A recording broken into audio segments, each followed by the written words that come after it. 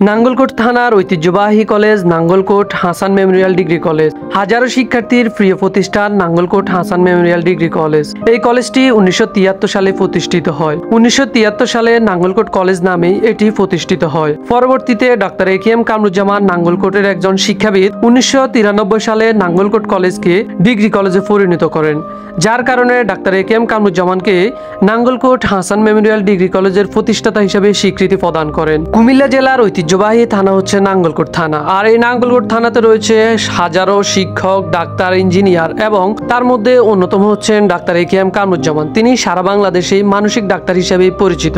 আর তিনি যেমন ছিলেন চিকিৎসক, তার পাশাপাশি তিনি ছিলেন শিক্ষা অনুরাগী, যার কারণে তিনি নাঙ্গলকোটে মাধ্যমিক, উচ্চ মাধ্যমিক এবং ডিগ্রি কলেজ সহ আরো অন্যান্য শিক্ষা প্রতিষ্ঠান, হিফজ বিভাগ, নুরানি বিভাগ এবং মানুষের চিকিৎসা সেবার জন্য একটি মানসিক হসপিটাল স্থাপন করেন। তিনি নাঙ্গলকোটে চিরস্মরণীয় হয়ে আছেন। আর আপনি যদি কুমিল্লা নাঙ্গলকোটের হয়ে থাকেন, অবশ্যই ভিডিওটি শেয়ার করবেন আর ভিডিওটি শেয়ার করে আমাদের পাশে থাকবেন। ধন্যবাদ। দেখা হচ্ছে পরবর্তী কোনো একটি ভিডিওতে।